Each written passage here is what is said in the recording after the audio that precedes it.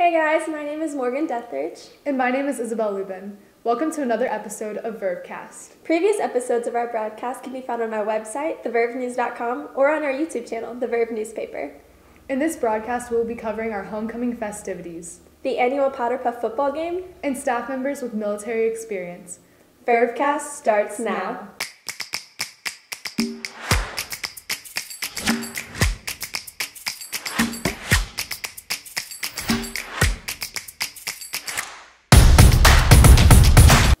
Our first story is all about homecoming. The pep rally, homecoming court, and all of the excitement surrounding it. Let's hear more about it from SHIRLEY. Thanks, Morgan. Homecoming definitely looked different this year, with new elements added to the homecoming game to ensure students had a great time. One of these included the pep rally, which consisted of a cheerleader and teacher performance, house competitions, and teachers getting pied in the face. I really enjoyed the pep rally today. I brought a lot of students in early, and the student section was packed out. I haven't seen it that way in a really long time. It was really awesome. The pep rally featured a special performance from our teachers, where they performed a routine with the cheerleading squad. Cheers are definitely important because the football players can hear them and it helps them feel encouraged. And the pep rally is important because it shows school spirit and it gets everyone hyped for the homecoming game.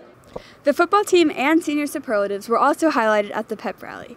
After being announced, the football players went on to take on the game that they had ahead, while the senior superlatives went to get ready for the exciting night they had planned. It was really fun that after me and my friends got ready at our house, we went to McDonald's and got milkshakes and fries before the game and just all hung out and had a lot of fun. Soon enough, it was time for the homecoming court to take the field. They were dressed in their formal attire and were announced by the superlatives they had received. When I was nominated for Most Christ-like, I felt very honored and I was surprised. Sam Grayson James and Morgan Deatherage were voted King and Queen for the Tuesday-Friday session, while Joey Martindale and Isabelle Lubben were crowned for Monday-Wednesday. Honestly, it's such an honor, and I'm just so blessed to be surrounded by so many great people and have so many friends, just even throughout the grades and sessions at this school. It's just really cool. It truly was a fantastic night. Back to you, Morgan. We are both so honored to be this year's homecoming queens. It was such a fun night. Next up is EVELYN Lubben with this year's Powder Puff game coverage. We just concluded our annual Powder Puff game, which kept those watching on the edge of their seats. Many teams went into this game excited to show off their skills, but some were still nervous about the competition. I feel pretty confident.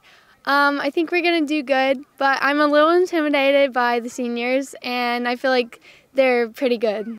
To try to ensure they were the best on the field, each team identified what they needed to work on and tackled those issues as a group. I think we need to be better at catching and more teamwork because we're all kind of doing our own thing. So I think that's one thing we need to improve on. Each team set aside a time to practice together, sharpening their skills for game day. In the first game of the day, the freshmen faced off against the seniors. It was a hard-fought game on both sides, but the seniors came out victorious. The sophomores and the juniors completed the second game, which the sophomores won by a landslide.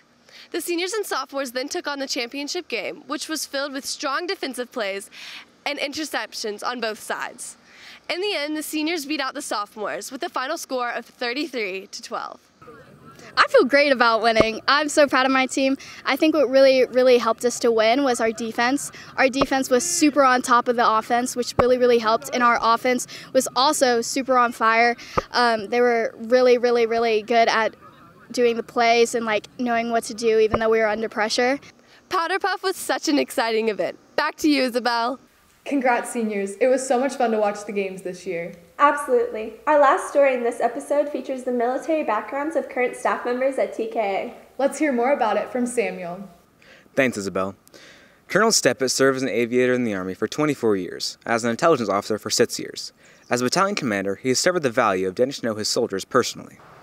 I commanded for about 20 months at the battalion level, and what I found out is I would take a lot of my paperwork and administrative work, and I would do that later, but when the soldiers were there, I would spend time with them and I get to know them and spend time and do things with them and get to know their jobs and some of their other families. And I found out that made the working relationship a lot better as well, because they knew me, they knew that I cared for them, they knew that I wanted to know about their job and what they're doing, and I was showing interest in them as well. Joseph Hirsh, a sergeant major in JROTC, is currently in the Army National Guard and plans to transfer into the Army's Special Operations Forces.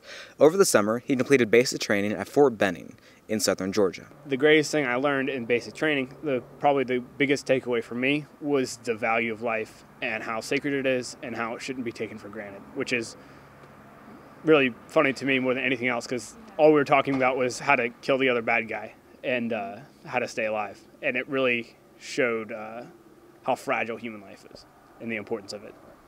Ms. Johnson worked as a military police officer at Fort Chapter, Hawaii for 2 years and as a reservist for 5 years. The Army taught me self-reliance. It taught me that I could do more than I ever thought I was capable of. I was able to prove to myself that I had endurance, that I had the ability to go farther than I ever thought and do more than I ever thought I was capable of. Sergeant Clements served in the Marine Corps for 6 years and the Army for 20 years. Before he retired, he worked as a recruiter in the U.S. Army. He visited high schools and discovered the JROTC program. As a JROTC instructor, you have to be 20 years retired in the military to become an instructor. So I found out that, hey, that the instructors actually get into the high school, work with the students, and help them make a career path for themselves if they choose to enlist in the military. Otherwise, we just talk about the military and tell them all about the structure to get them an idea if that's what they want to do in their future. I thought that was a pretty good idea. After I retired, I would still stay within the military umbrella and basically share my experience of what I had in the Army and in the Marine Corps with the students and maybe help them along in their path. These stories of our fellow staff members and students are incredibly inspiring. Back to you, Morgan. It is so interesting to hear more about the staff members we see around the school. Their backgrounds are so fascinating. Well, that's all we have for today, Knights. As always, thank you for watching. You can find all things Vervecast by visiting thevervenews.com, our YouTube channel, or scanning the QR code in the printed issues of our paper. Also, be sure to read more about the topics we covered today and others in issue 2 of our paper. And remember, the Verve is your voice.